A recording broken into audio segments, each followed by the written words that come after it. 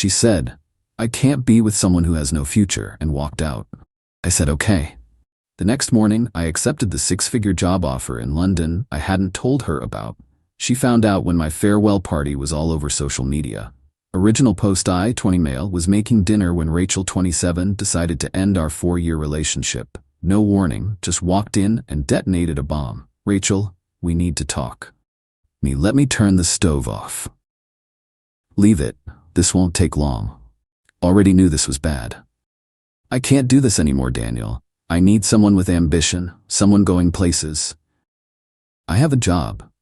Data entry isn't a career. You've been in the same position for 3 years. No promotions, no initiative, nothing. The market's tough right now.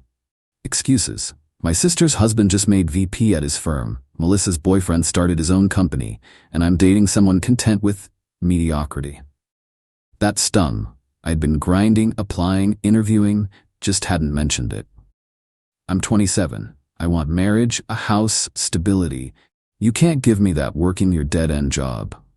So this is about money? It's about future. You have none. I've waited 4 years for you to level up. I'm done waiting. She'd already packed a bag, had this whole thing planned. I'll get the rest of my stuff this weekend. Don't make this harder than it needs to be. Okay. Pausing at the door. That's it, okay? Me, you've made your decision. What else is there to say? Wow, 4 years and you won't even fight for us. Proves I'm making the right choice. She left. I finished making dinner, ate alone, then opened my laptop and stared at the email I'd been sitting on for a week. Tech Solutions International, Senior Systems Architect, London office, 95,000 starting salary, full relocation package. I'd been waiting to discuss it with Rachel, planning how to break the news about possibly moving abroad. Guess that conversation was moot now. Typed my response, "Thank you for the offer. I'm delighted to accept the position." Clicked send at 11:47 p.m., then blocked Rachel on everything. If I had no future, she didn't need to be part of it. Update 1, 2 weeks later. The entitlement started almost immediately. Day 3 post-breakup, Rachel texted from her friend's phone. "We need to discuss apartment stuff. Stop being petty with the blocking." Ignored it. The lease was month to month in my name only. Her stuff? She could coordinate through mutual friends. Day 5, she showed up with her sister Emma to collect her things. I'd boxed everything neatly, left it by the door. "Emma, seriously? You're not even going to let her in?" Me, "Everything's here. Check if you want." "Real mature, Dan. She dodged a bullet with you." Loud enough for me to hear. 3 years of my life wasted on someone with no ambition. At least I figured it out before it was too late. They took the boxes and left. I went back to organizing my visa paperwork. Meanwhile, I gave notice at my dead-end job. My manager was shocked. "Manager, London? That's incredible. Why didn't you say you were interviewing?" Me wanted to wait until it was certain. "Well, we'll miss you. This calls for a proper send-off." Started the leaving process. 2 weeks notice, knowledge transfer, exit interviews, kept it all quiet on social media. Only told a few close friends who needed to know. But Rachel's entitlement wasn't done. Day 10, got an email to my work address, the only one she still had. "Daniel, I heard you quit your job. I know the breakup was hard, but don't do something stupid. Self-destruction isn't the answer. If you need help finding new work, I can ask my network. Despite everything, I still care about your well-being." The condescension. She thought I'd spiraled and quit out of depression. Didn't respond. Day 14, my buddy Carlos let slip at a bar that I was moving. "Carlos, can't believe you're leaving, man. London's gain is our loss." The friend group was mixed. Some knew Rachel, some didn't. Word traveled fast. By that Sunday, Rachel was blowing up mutual friends' phones. "Is it true Daniel's moving? Where's he going? When did this happen? Why didn't anyone tell me?" Her friend Jane messaged me, "Rachel's freaking out about you moving. Maybe you should talk to her?" Me, "No thanks, not my problem anymore." Jane, "She's really upset, says you're making a mistake. According to her, I have no future. Can't make mistakes when you're going nowhere, right?" Cold, Dan. Factual. Update 2. The week before Tech Solutions went all out for my relocation. Business class flight, temporary corporate housing, shipping container for my stuff. The works. My team threw a farewell party. Nothing huge, just drinks at our usual spot. but people posted photos, Instagram stories, Facebook check-ins. Gonna miss this legend. London won't know what hit them. Congrats on the new role. Rachel saw everything. The meltdown was swift and glorious. First, she tried going through my coworkers. My desk neighbor Priya told me later, "Priya, your ex messaged me on LinkedIn." "LinkedIn, Dan, asking about your new job." Me, "What'd you tell her?" Priya, "New phone, who dis, but seriously she seemed desperate. Asked salary, position, whether you were really moving. Weird energy."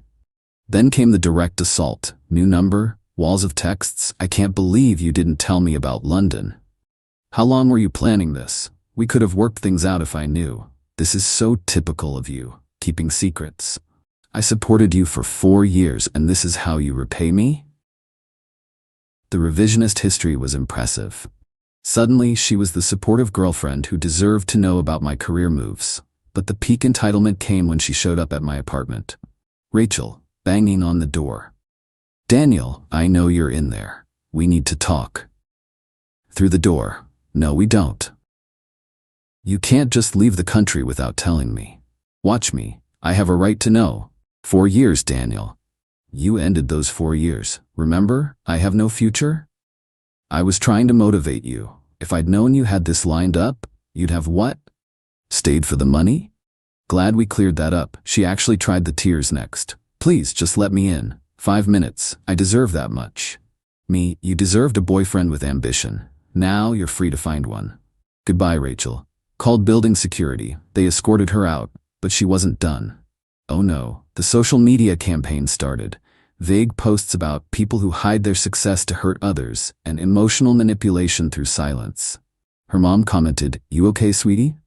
Rachel replied, "Just processing betrayal, Mom. Some people pretend to be less than they are to make others look bad." The mental gymnastics were Olympic level. I'd apparently been failing on purpose to hurt her? Make her leave? The logic wasn't logicking. Update 3. Departure day. My flight was Thursday evening. Wednesday night, had a final dinner with close friends. Small, intimate, no posts, no tags, just goodbyes. Thursday morning, finished packing. Apartment was bare except for basics I was leaving behind. Felt good, clean slate. 2 p.m., the Uber to the airport arrived. Loading my bags when another car screeched up. Rachel jumped out, dressed like she was going to a job interview. Going somewhere? Me, airport? Obviously. I know about the job, Daniel. £95,000, senior systems architect. You could have had this months ago. The offer came 2 weeks ago. Bullshit. Jobs like that don't just appear. 6 rounds of interviews over 3 months, but you were too busy comparing me to your sister's husband to notice I was interviewing. She actually staggered. You were interviewing for months and didn't tell me? Me, why would I? You'd already decided I had no ambition. Didn't want to get your hopes up if it fell through. I would have. We could have planned together. Like you planned our breakup? Nah, I'm good. Got in the Uber. She actually tried to get in too. I'm coming with you. Driver, just me, please. Ma'am, please step back. Daniel, don't do this. We can work it out. Long distance until I can transfer. Transfer what? You work retail. Low blow? Sure. But she'd called my career dead end while folding shirts at a boutique. I have a degree. I can find work in London. Good luck with that. Visas are tough. Anyway, bye. Driver pulled away. Last image, Rachel standing on the curb, screaming something I couldn't hear. Flight was peaceful. Posted 1 photo from the business class lounge. Next chapter. My phone exploded. 47 messages from various numbers, all Rachel or her flying monkeys. Turned on airplane mode and enjoyed my champagne. Final update. 3 months later. London's been incredible. Jobs challenging but rewarding. Teams brilliant. Flat small but mine. Life's good. Rachel's life? Less good, according to the intelligence network, aka mutual friends who enjoy drama. First, she tried to spin our story as Daniel got a job to spite me. Problem, timeline didn't work. I'd been interviewing before she left. People did the math. Then she tried, we were taking a break, not broken up. Harder sell when everyone remembered her dodged a bullet comments. The real kicker came when she decided to follow her heart to London. Oh yeah, she really tried it. Announced on social media she was moving to London for new opportunities and to reconnect with what matters. Her mom commented, So proud of you for fighting for love. Plot twist, UK visa requirements are real. You can't just show up and work retail. Her tourist visa gave her 90 days max. No work allowed. She lasted 3 weeks. Turns out London's expensive when you're not on a corporate package. Hostel hopping, eating instant noodles, getting rejected from jobs because she couldn't legally work. She found my office building. LinkedIn's a snitch. Security wouldn't let her in. She waited outside for hours. I used the other exit. Posted sad photos around London landmarks. Sometimes you have to chase your dreams across oceans. Comments were brutal. Girl, he's not your dream. He's your ex. This is stalking with a passport. Maybe focus on your own career instead of his. She flew home broke and humiliated. Posted a long thing about closure and self-discovery. Then went back to the boutique. Last I heard, she was dating some crypto guy who promises he's about to moon. Good luck with that. Meanwhile, I'm thriving. Got promoted already. Dating a pediatrician named Sophie who thinks it's hilarious I'm a tech guy who can actually hold a conversation. Sophie. So your ex followed you to London? Me? Tried to. Turns out no future. Me required a visa she couldn't get. The irony is delicious. Me. Right? I had no future, but needed extensive background checks and qualifications to work here. We laughed about it over drinks that cost more than Rachel's hourly wage. Not that I'm counting. Much. The thing about telling someone they have no future, sometimes they go and build one without you. Then you're stuck in the past, folding designer jeans and wondering why your motivation didn't work. Rachel wanted me to level up. I did, just not on her timeline or for her benefit. Now she gets to watch via social media as I live the life she wanted. In London, with someone who liked me before the 6 figures. She was right about one thing. I didn't fight for us. Why fight for someone who sees you as a project to fix rather than a partner to support? Anyway, got to go. Sophie and I have reservations at that new place in Shoreditch. The one with the 3-month wait list, because I suddenly developed ambition the second Rachel left. Funny how that works.